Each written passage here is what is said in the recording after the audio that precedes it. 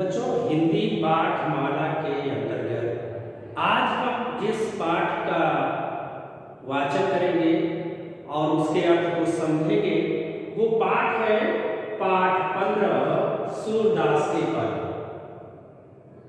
बच्चों, सूरदास जो कि भक्ति काल के एक प्रमुख संत कवि हैं और उनकी रचनाओं में प्रायः श्री कृष्ण के बाल्य जीवन का सुंदर वर्णन पाया जाता है। बच्चों, सूरदास जी का जन्म मथुरा के निकट रुनकता नामक ग्राम में हुआ था और वे शुरुआत से ही प्रारंभ से ही भगवान कृष्ण की आराधना करते थे और उनकी भक्ति भरे भजनों को गाते थे। तो यहाँ सूरदास के पद अर्थात भजन जो सूरदास जी लिखते थे और गाते थे, उनके दो पद यहाँ पर हमारी पाठ्य पुस्तक में दिए गए हैं। हम उन पाठों का वाचन करते हैं और उनके अर्थ को समझते हैं। तो बच्चों, आइए पहला पद हम पढ़ते हैं।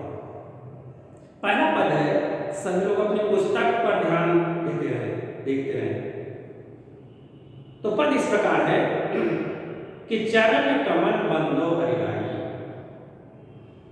सूरदास जी कहते हैं कि मैं अपने उन प्रभु श्री कृष्ण भगवान श्री कृष्ण के कमल रूपी चरणों की वंदना करता हूं। मैं उनके कमल रूपी चरणों की वंदना करता हूं, जिनके प्रताप से, जिनके महिमा उन्होंने आगे की पंक्तियों में बताई है कि उनके की महिमा से, उनके प्रभुत्व से क्या हासिल होता है। कह रहे जाकी कृपा पंग गिर लंघे। उन भगवान कृष्ण की कृपा जिन पर हुई, ये कह रहे पंग गिर लंघे।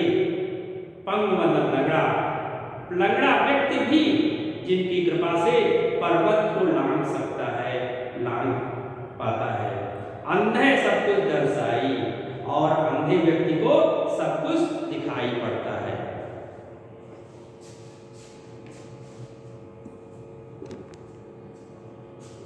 तो जाकी कृपा पंग गिर लंघे, अंधे सब कुछ दर्शाई। जिनकी कृपा से लंगड़ा व्यक्ति जो है, पैर का जो विकलांग व्यक्ति है, वो भी पर्वत को पार कर जाता है। और अंधे सब कुछ दर्शाई, और अंधे व्यक्ति को सब कुछ दिखाई देता है। बहिरो सुने गूंग गुनी बोले। और उन्हीं भगवान श्री कृष्ण की कृपा से बहिरो सुने, बहरा व्यक्ति जिसको कान से नहीं सुनाई देता है, और अगर उनकी कृपा हो गई तो उसको सुनाई देने लगता है। गूंग कुनी बोले, और गूंगा व्यक्ति जो बोलने में असमर्थ है वो भी बोलने लगता है।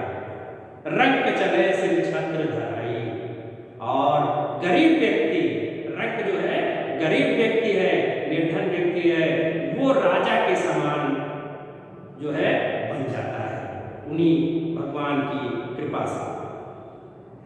अंतिम पंक्ति में कह रहे हैं सूरदास जी कि सूरदास स्वामी करुणा में बार बार बंधोती पाई।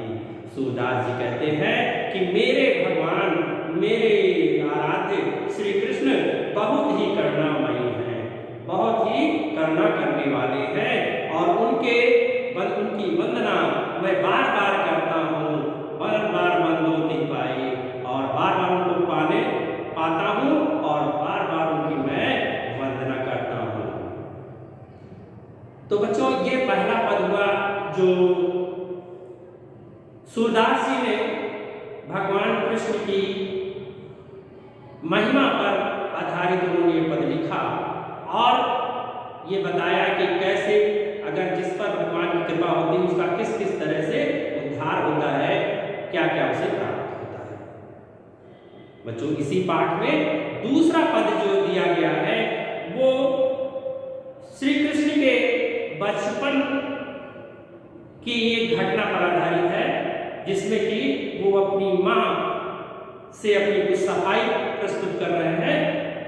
अपनी जो उनके ऊपर आरोप लगे हैं उसको वो उसके बारे में अपनी जो है सफाई दे रहे हैं, पद पढ़ते हैं और समझते हैं क्या इस पद का अर्थ है। मैया मोरी मैं नहीं माखन खाई। दरअसल भगवान कृष्ण को तो माना ही जाता है कि माखन चोर है ना, क्योंकि वो उनके माखन जगह जगह से लेकर के खाते थे। लेकिन आरोप लगना और उसको कैसे वो स्वीकार करें, यहाँ इस पद में वो अपनी माँ से इस बात की शिकायत करते हैं कि सभी लोग मुझे जो है बेकार ही मेरे ऊपर आरोप लगाते हैं, मैया मोरी मैं नहीं माखन खाया। हे मैया, हे माता जी, मैंने माखन नहीं खाया है। और उसके कई कारण बताते हैं कि मैंने माखन क्यों नहीं खाया, कैसे ये आरोप मेरे ऊपर जो लगाया गया है वो गलत है। भोर भय गयन के पाछे मधुबन मोहि पठायो। हे मैया, आप तो जानती ही हैं कि सुबह हुई नहीं, भोर भय, भोर मतलब सुबह हुई नहीं कि आप गई गाय का ये जो झुंड है उसके पीछे मुझे भेज देती है कि जा करके जो है मधुबन में जा करके, वन में जा करके, जंगल में जा करके इन गायों को चराओ। तो मैं तो सुबह सुबह निकल जाता हूँ गाय चराने के लिए। चार पहर बंसी बट भटक्यो, सांझ परे घर आयो। और सुबह से लेके शाम तक 4 पहर जो होते हैं वो मैं वहां पर भटकता रहता हूँ, वन में भटकता रहता हूँ। और सांझ परे घर आयो, और शाम होने पर ही मैं घर आता हूँ। माता, ये आपको तो पता है कि मैं सुबह चला जाता हूँ और वापस शाम को आता हूँ। मैं बालक बहियन को छोटो, छींको के ही विधि पायो। तो पहली बात तो माता जी, अगर मैं सुबह गया शाम को आया तो मेरे पास टाइम कहाँ है, समय कहाँ है माखन चुराने का। दूसरी बात उन्होंने बताई कि मैं बालक बहियन को छोटो, जितने भी मेरे साथी हैं उनमें मैं सबसे छोटा हूँ, छोटा सा मैं बालक हूँ, मेरी बाहें भी बड़ी छोटी छोटी हैं। और छींको के ही विधि पायो, छींका होता है जो छत पर से टांग करके पहले के समय में मक्खन दूध उसमें टांग दिया जाता था कि जिससे कोई अन्य उसको आसानी से ना पाए, कोई जीव जंतु उसको या कोई व्यक्ति उसे आसानी से निकाल ना पाए, इसलिए उसको छत से एक रस्सी के सहारे वो छींका बांध दिया जाता था, उसमें ये सब रख दिया जाता था। तो कहने कि मैं तो छोटा सा बालक हूँ और मेरी बाहें बहुत छोटी हैं और इतने ऊंचाई पर आपने ये छींका बांध रखा है, ये भला मैं कैसे बांध सकता हूँ। आप ही सोचिए माँ, मेरे ऊपर कितना गंभीर आरोप लगाया गया है। ग्वाल बाल सब बैर पड़े हैं, बरबस मुख लपटायो।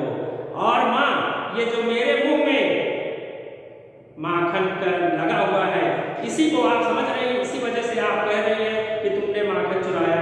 लेकिन माँ, मैं क्या करूं, मैं सारे जो है ग्वाल बालों में सबसे छोटा हूं और सभी जो है जबरदस्ती मेरे मुंह में माखन लगा देते हैं कि जिससे अगर पकड़े जाएं तो हम ही पकड़े जाएं। तो ग्वाल बाल सब बैर पड़े, सब मेरे दुश्मन हैं, है ना, सब मुझसे दुश्मनी अदा कर रहे हैं माँ, और जबरदस्ती मेरे मुंह पर ये माखन वो लगा दिए हैं। जिये तेरे कछु भेद पजी है, जान पर आयो जायो। और माँ, मुझे तो ऐसा लगता है कि आपके मन में कुछ भेदभाव आ गया है और मुझे लगता है कि आप मुझे पराया समझती हैं, मुझे आप अपना नहीं समझती हैं। और माँ, अगर ऐसी बात है, इतने आरोप अगर मुझसे लग रहे हैं, तो बाद में कृष्ण जी कह रहे हैं, ये ले अपनी नकुट कमरिया बहुत नाच नचायो। हे माँ, अगर मेरे ऊपर विश्वास नहीं है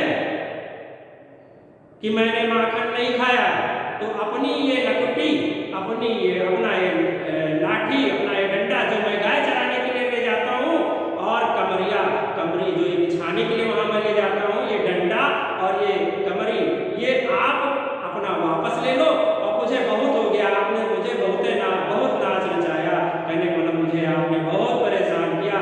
अब माँ, मेरे बस का नहीं है, ना मैं गाय चराऊंगा ना कहीं जाऊंगा, ये चीज है। तो सूरदास तब बिहस जसोदा लय कंठ लगायो। सूरदास जी कहते हैं कि बालक कृष्ण की